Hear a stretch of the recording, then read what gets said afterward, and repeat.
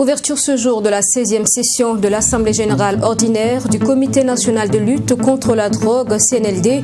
Cette rencontre va poser les nouveaux enjeux de la question et dégager des stratégies d'action. 150 personnes handicapées vivant dans la région du centre ont reçu la somme de 150 000 francs CFA chacun aujourd'hui en soutien de la mission chrétienne pour les aveugles avec l'intention d'accompagner ces personnes dans leur processus de résilience. Et puis en Algérie, le président Abdelmajid Tebboune annonce de grandes actions pour apaiser le climat sociopolitique. Entre autres, le Parlement sera dissous et des dizaines de détenus d'opinion seront libérés. Bonsoir à tous, ravi de vous retrouver pour les infos sur votre télévision. Le Premier ministre Christophe Dabiré a rencontré en fin de journée hier jeudi le nouvel ambassadeur de la République tchèque au Burkina.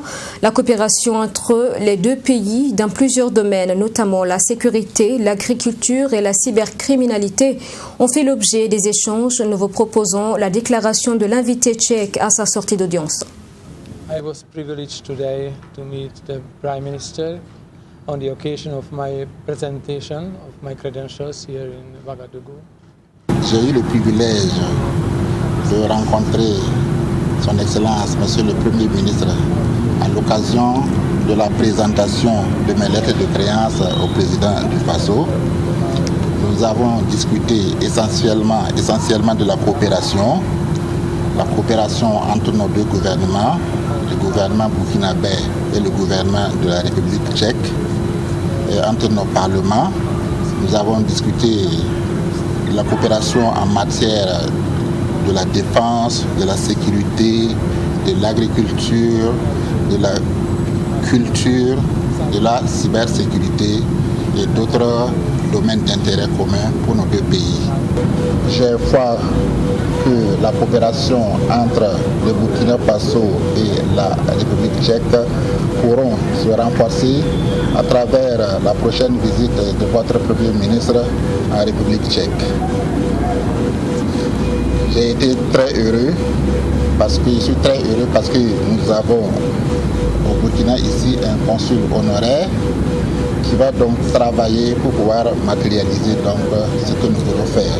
Donc je suis très heureux que nous puissions avoir au Burkina Faso un consul honoraire très dynamique qui va donc travailler pour pouvoir faciliter donc la venue du Premier ministre et réaliser ce que nous avons l'intention de faire. Notre coopération est en cours avec le Burkina Faso. Notre coopération est sur le plan bilatéral comme sur le plan multilatéral. Nous savons que la République tchèque est impliquée dans le Sahel. Nous avons ouvert une ambassade à Bamako et là, nous assistons avec des formations sur le plan sécuritaire et de la défense. So it means that one of the highlights of the Czech. Je vous en parlais en titre, la 16e session de l'Assemblée générale ordinaire du Comité national de lutte contre la drogue, CNLD, s'est ouverte aujourd'hui. Les membres statuaires vont faire l'état des lieux de la question au Burkina, également dégager de nouvelles perspectives pour relever les défis. Sanata Serré. La consommation et le trafic de la drogue touchent toutes les couches de la population. Ces deux facteurs sont entre autres sources d'insécurité et d'écroulement du tissu économique. Cette session ordinaire du Comité national de lutte contre la drogue, CNLD, se veut donc un cadre de réflexion pour de nouvelles perspectives et d'action efficace de lutte contre ces fléaux au Burkina Faso. C'est aussi une tribune pour eux d'examiner l'état de la mise en œuvre du programme d'activité de l'année écoulée en matière de lutte contre la drogue. Pour cette 16e Assemblée générale, le bilan au point de vue de la lutte sécuritaire contre les consommations de drogue est, je ne vais pas dire positif, en ce sens qu'il y a énormément, comme je l'ai dit dans mon discours, excessivement de consommation de tramadol, de cannabis et d'autres formes de drogue. La stratégie nationale est en cours de finition, d'élaboration. Les travaux qui vont avoir lieu tout à l'heure vont contribuer à cela et nous, bientôt, nous sommes certains que cette stratégie nationale sera prête et pourra être appliquée. Le fléau de la toxicomanie, selon le secrétaire permanent du Comité national de lutte contre la drogue, s'est accru et envahi surtout de nos jours le milieu scolaire à travers la consommation de la chicha. Et le ministre de la Santé, vice-président du comité, d'inviter les parents à s'investir dans le suivi et l'éducation des enfants afin de venir à bout de ces phénomènes. La consommation de la drogue nuit gravement à la santé. Il n'y a rien d'intéressant dans la drogue. La drogue n'améliore aucune performance ni scolaire ni sanitaire. Et la consommation de la drogue entraîne une utilisation de nos services de santé. Et vous savez très bien que nous ne disposons pas beaucoup de spécialistes, notamment des psychiatres et autres, pour la prise en charge des personnes qui souffrent des conséquences de la consommation de la drogue. Et je fais un clin d'œil à l'ensemble des parents, car la consommation de la drogue, c'est surtout dans le milieu de la jeunesse, au niveau scolaire et non scolaire. Il faudra que les parents s'investissent beaucoup dans le suivi et l'éducation des enfants pour éviter que ces enfants ne soient l'objet de chantage pour la consommation de la drogue, ce qui va nuire gravement non seulement à leur scolarité, mais aussi à leur état de santé. Le Comité national de lutte contre la drogue est la structure chargée de coordonner les actions et activités des acteurs de lutte contre la drogue au Burkina Faso. Il est placé sous l'autorité du ministre de la Sécurité et est composé de membres représentant les ministères, ONG et associations intervenant dans le domaine de la drogue et ses conséquences.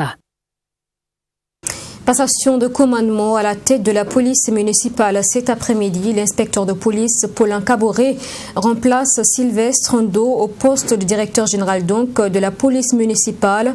Le nouveau directeur général veut relever le challenge d'un environnement sécurisé constitué par 3 axes: la mobilité urbaine, la sécurité urbaine du Grand Ouaga et l'environnement. Paulin Caboret est au micro de Ami Valiant.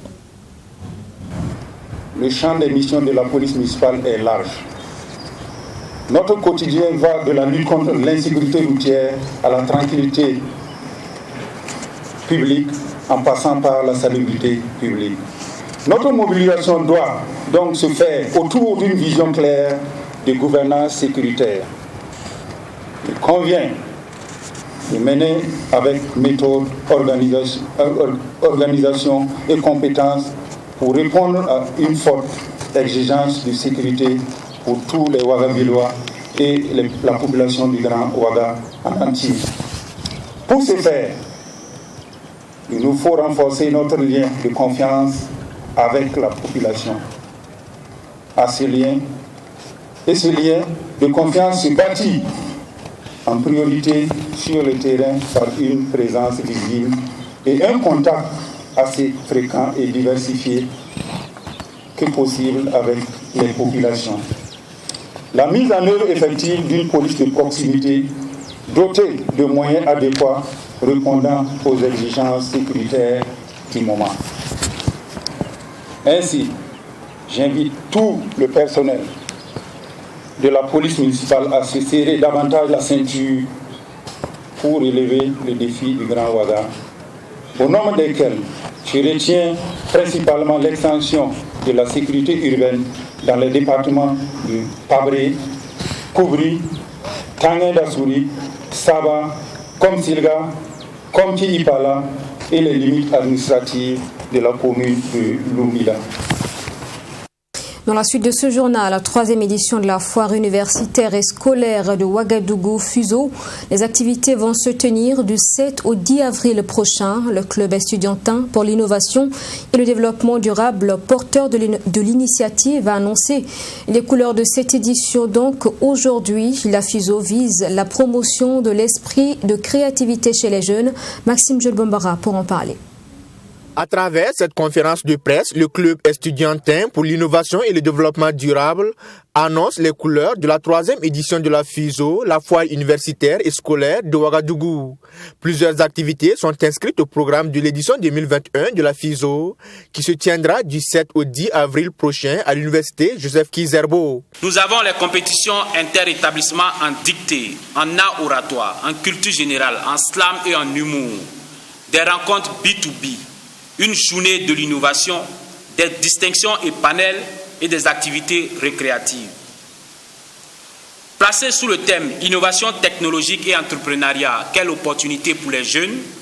Ce sont environ une trentaine d'exposants, essentiellement des jeunes inventeurs. 2000 visiteurs professionnels qui sont attendus durant ces 96 heures, et ce, dans le strict respect des mesures barrières au Covid-19. Cadre d'expression du savoir-faire des jeunes entrepreneurs, la FISO vise, selon ses initiateurs, à promouvoir l'esprit de créativité des jeunes à travers l'entrepreneuriat en milieu universitaire et créer des opportunités d'accompagnement à leur initiative, et ce, afin de faciliter leur insertion socio-professionnelle. À en croire les conférenciers, cette 3e édition s'annonce avec beaucoup d'innovations.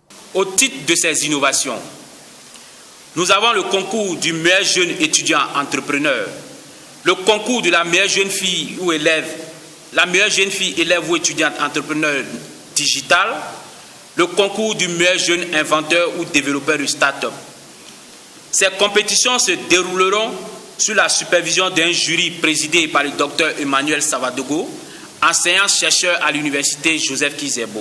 Selon les conférenciers, les expositions seront gratuites pour les inventeurs et développeurs de start-up, et les 10 meilleures start-up bénéficieront d'une incubation avec l'accompagnement du Fonds burkinabé pour le développement économique et social.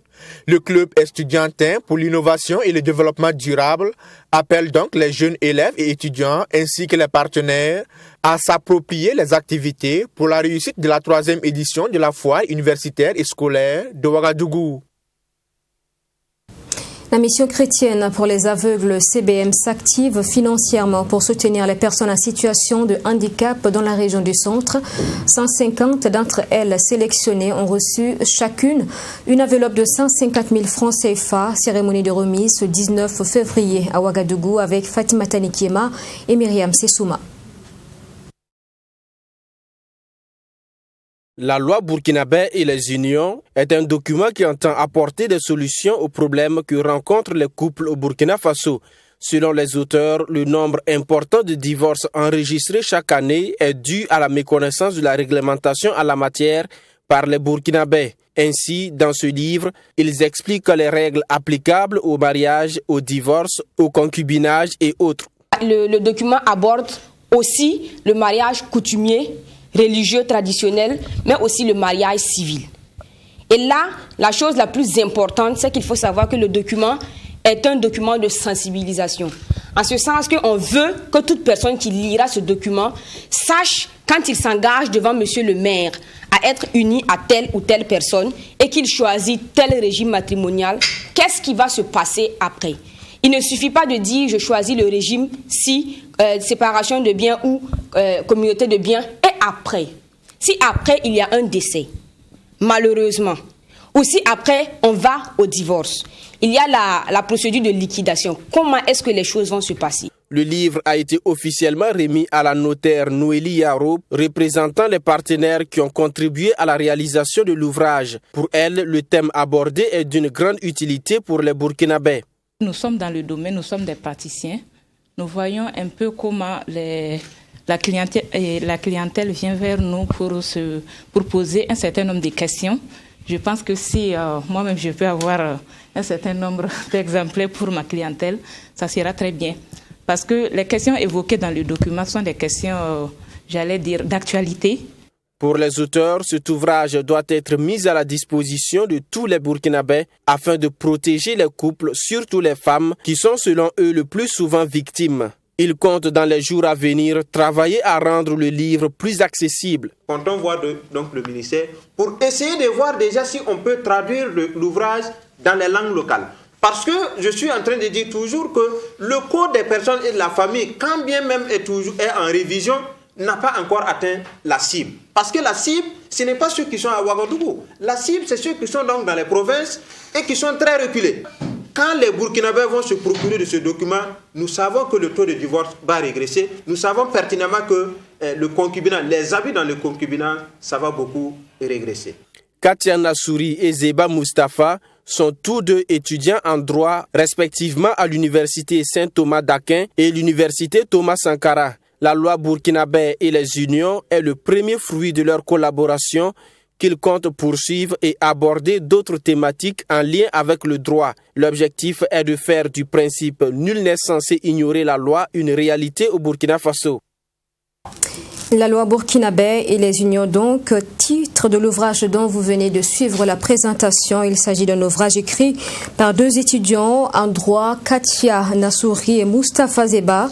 Leur œuvre donc de 84 pages est présentée comme une source d'information sur les règles qui gouvernent le mariage et les unions libres au Burkina. Le livre a été présenté au public donc aujourd'hui. Le compte-rendu a été signé Abdouramini. De nos jours, les mets locaux faits à base de légumineuses, désormais incontournables parmi les menus lors des réceptions de cérémonies et même sur les tables des familles.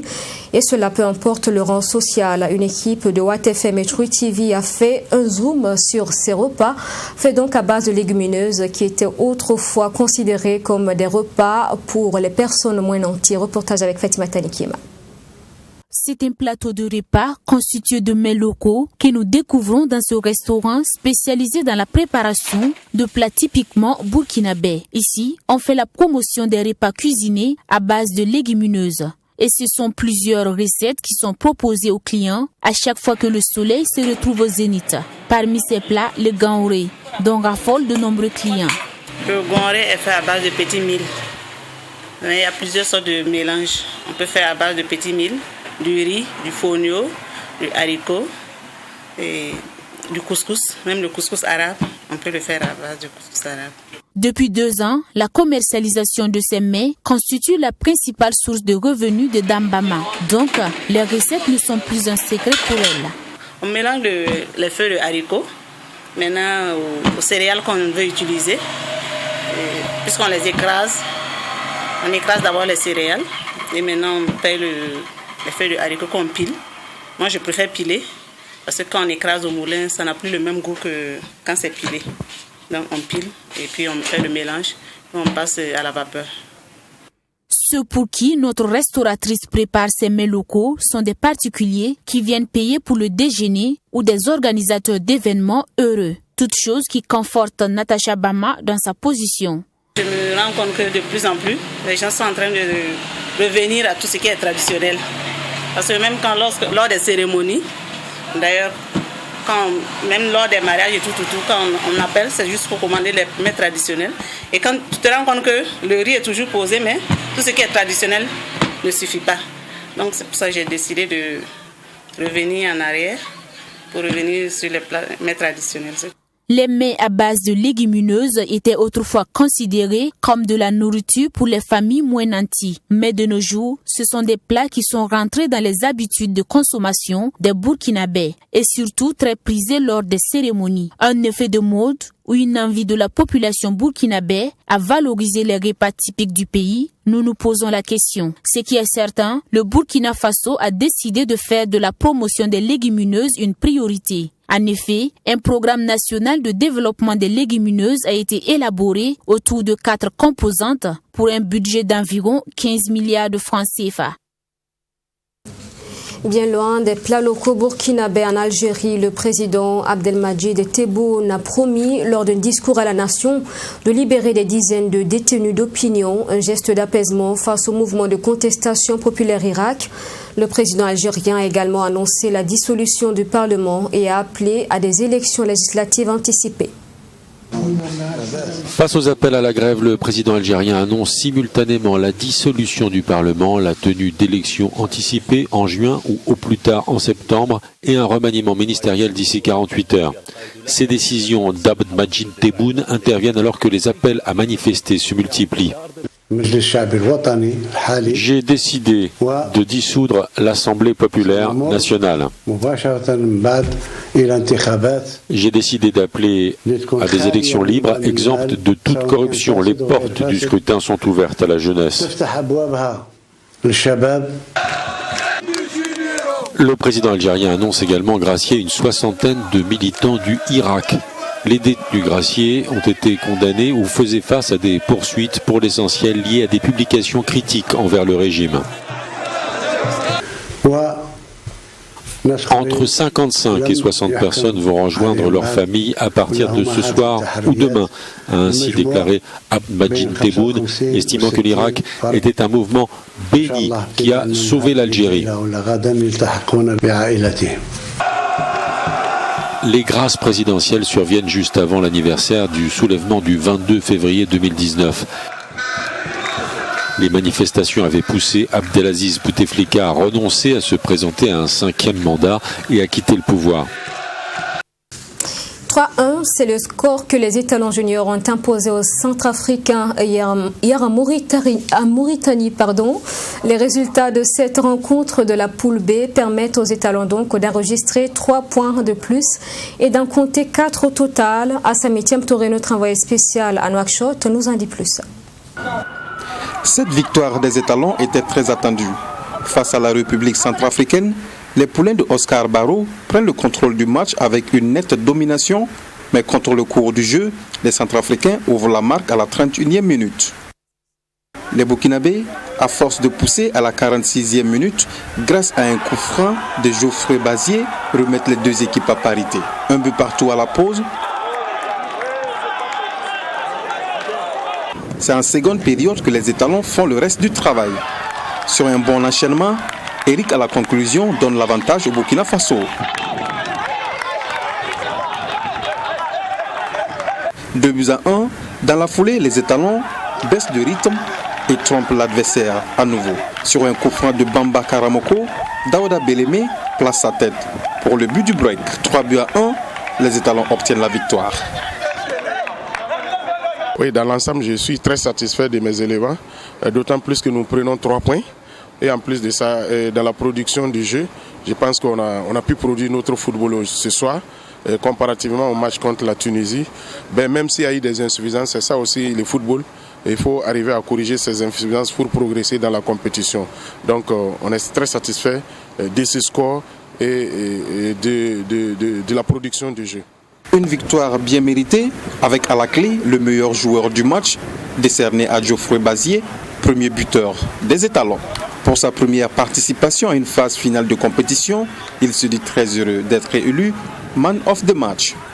Pas mal, parce que d'abord on est venu ici, c'est pour gagner.